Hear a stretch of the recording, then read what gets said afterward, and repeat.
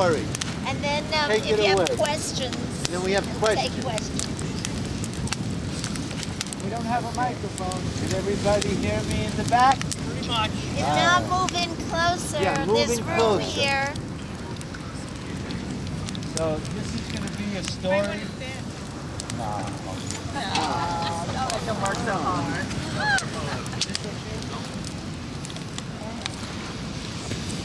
This is a story that became famous 8th century BC in India.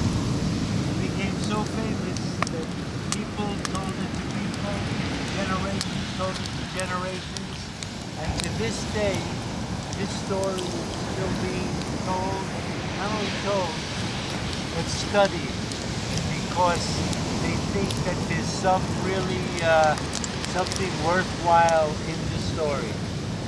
It comes from an ancient book that's called the Brihadaranyaka Upanishad, 8th century BC, before Jainism, before Buddhism, before any philosophy on this planet, this story was being told. It's probably the oldest philosophical discussion recorded that we know of. And it goes something like this. There was a time in ancient India where even the kings were interested in philosophy. And there was one king at that time who was the biggest king of his era, and he wanted to know who was the wisest man in his kingdom. So he announced that there was going to be a debate. I'm inviting the wisest people to come in my kingdom from all the corners. We're going to have a debate. Whoever wins that debate, whoever proves himself to be the wisest of all of the wise men, I'm going to give a prize. And that prize is going to be 1,000 cows. And each cow has 5 kilos, that's 10 pounds, of gold on each horn. 20 pounds of gold, 1,000 cows. Can someone do the math? A lot of gold. So all the wise men come. The king, his name was Janaka. He's the referee. And they debated and debated and debated. And finally, after a week of debating, one guy won the debate. In the Upanishad, they describe the debate. I won't get into all the arguments, but one guy won the debate. And his name was Yajnavalkya. Now, Yajnavalkya was pronounced the wisest man in the kingdom. So he came up, and Janaka the king said, Yajnavalkya, you have won the debate. I'm giving you these 1,000 cows with all of this gold. You're a very wealthy man now, Yajnavalkya. What are you going to do? So Yajnavalkya, it turns out, had 2 wives, which is already an interesting fact that the wisest man in the country had 2 wives. He wasn't that smart after all. Wife, happy life. This guy's got 2 wives.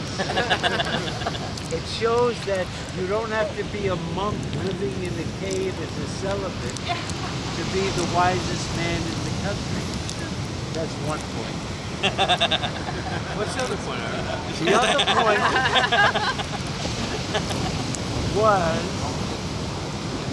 that he didn't want the cows or the gold at that point. He decided that because the whole debate was who knew the real nature of ultimate reality. And so when he won the debate, he decided that now I want my mind to just dwell on that reality. So I'm splitting. Wait a second. Hold it. So far. I'm going out of here. I don't want the cows. I don't want the gold. So he called his two wives to come up. And he had one wife whose name was Tatiana. And the other one was called Maitreya. And he said to Tatiana, my dear wife, I'm going to give you 500 cows with 500 pairs of horns filled with gold. You'll be well taken care of. You've loved me as a wonderful wife, and I feel wonderful towards you. The wife said, oh, Yagi Balaka, you are very generous and kind, and I wish you well in your journey in the forest, and thank you very much. And then he turned to his other wife, Maitreya, and he says, Maitreya, you've been a wonderful wife. I'm going to give you 500 cows, 20 pounds of gold on each of those cows. 1,000 pounds. Anyway, a lot of gold. So Maitreya looks at him and says, 1 second, my husband. Before I accept these cows, I want to ask you just one question. If I take these cows, will I become immortal? If I take the cows, will I become immortal? So Yagi Balaka looks at her and says, you'll be very comfortable. You'll have a beautiful house. You'll have servants. You'll eat the best food.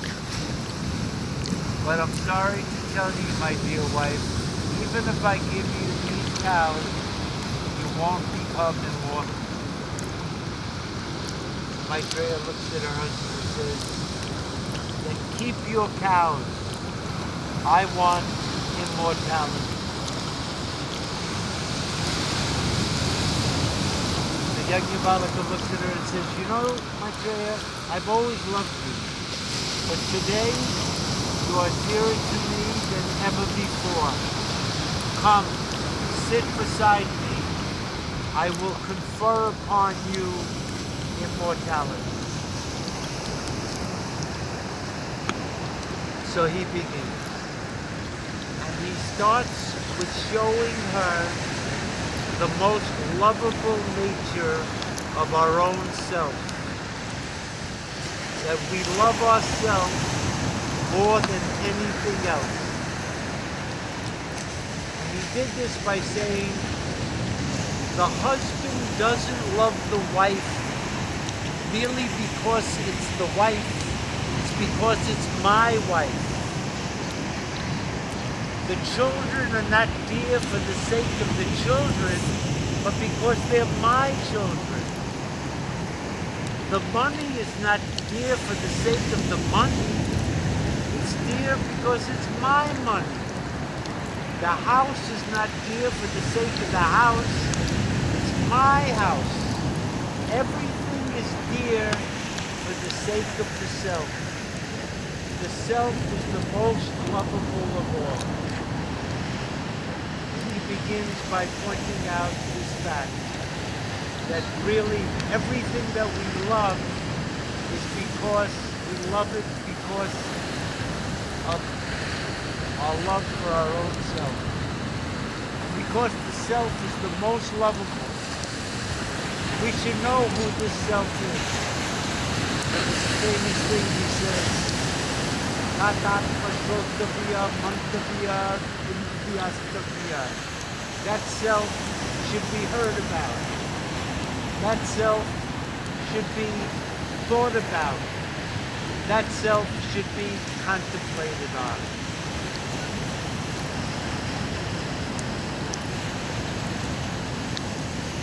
So the wife says, well, who is this self that's the most lovable? And he says, very briefly, the self is the light by which we live in. So Maitreya says, yeah, but we live in the light of the sun. So Yajnavalkya says, well, when the sun is not gone down, then we live in the light of the self. She says, no, but then I live in the light of the moon. When the moon is not there, then you live in the light of the self. Yeah, but when the moon and the stars and the sun are gone, I live by the light of the fire. When the fire and the moon and the sun and the stars and all lights are gone, that light that remains, which never goes out, the light that we live in, that we breathe in, that we're born in, that we abide in, that we dissolve in, that light is the most lovable self. You are that immortal light. And Maitreya looked at her husband and said, Yajnavalkya, you have conferred upon me immortality. The story ends. A couple of things about that. It shows, first of all, you don't have to be a man to attain immortality or liberation or anything. Because here was a woman who did no yoga, no nothing. But she had one quality that they say is very necessary. She didn't want the gold. I would have taken the gold. Absolutely. Because immortality, but she had that dispassion that what I really want is something lasting, eternal, immortal. Give me that. That's the criteria for someone who wants that. They're the candidate who can understand that when you turn out all the lights, there's one light that never goes out, and that's the light of the self. And that's the immortal self. That's the Vrindavan story. So I thought I'd share that with you. It's kind of interesting that in that ancient time, they had such a teaching that now, if we want, we can do that same business. Just in your mind, take away the sun and the moon and the lights and everything. You'll see there's a light inside you that's seeing the whole negation. That's the same light that Maitreya saw when she said, thank you, you've conferred upon me immortality. Nothing more than that. Just recognizing that fact. It's quite an interesting thing. No other philosophy in the world has ever come up with that business. No Buddhist, no Jew, no Jain, no Christian, no Muslim. It's the unique teaching of the Upanishads that there's just one self, was never born, doesn't get old, doesn't get sick, has no diseases, and never dies. The immortal self, that's our eternal nature. That's the Upanishadic teaching.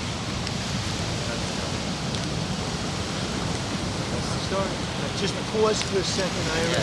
Just let me, please be careful of these sparks when I put some more wood on.